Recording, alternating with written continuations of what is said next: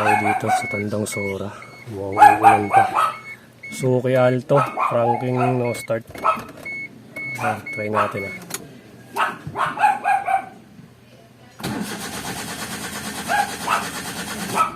Ayaw niya mandar. Ngayon, scan tayo.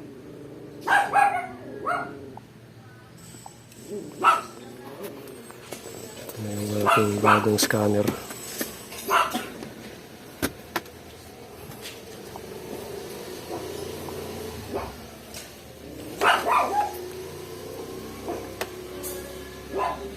Yan.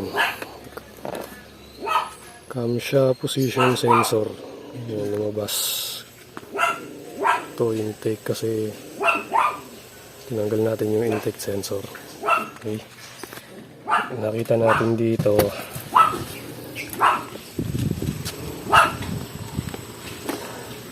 Yan. Yung sakit ng camshaft sensor ito. May dugtong na siya pero maluwag. Kaya inayos na natin yun. Ayan, subukan na natin yung start yan. Ayan mga idol. Ayan, dugtong na natin ng maayos at nabalutan na rin natin. Buuin muna natin daw tapos try natin. Okay, subukan natin kung i-start siya. Ito nga yung camshaft sensor.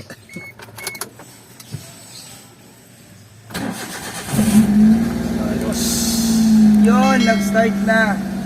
Pero may check engine pa dahil yung air temperature sensor di pa nakakabit. Oo, tama. Bubuuin muna natin siya. Pero umandar na siya. Okay na mga idol. Pagkabuhos scan muna ulit. Umandar din sa wakas. Oh my God. Reset. So, Ayos. napakalaking problema kung hindi ka technical sa sasakyan, no? Pero kung iisipin mo, Nabot pa ng ulan. Holiday service. Suzuki Alto. Nakakit sa ulan. Stop, reset muna tayo kasi kasi engine kanina nung umandar. Para clear code talaga. Subukan na natin to. Reset muna. Yan yung trouble ko kanina nung umandar. Reset na natin tapos start.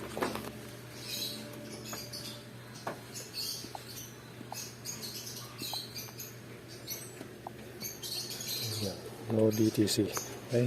Tingnan natin kung naka-check engine pa rin. Yes!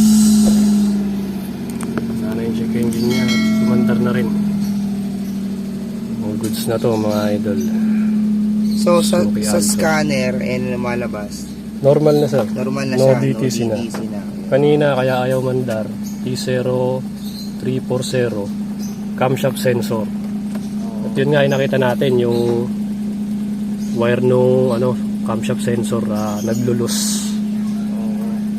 Okay.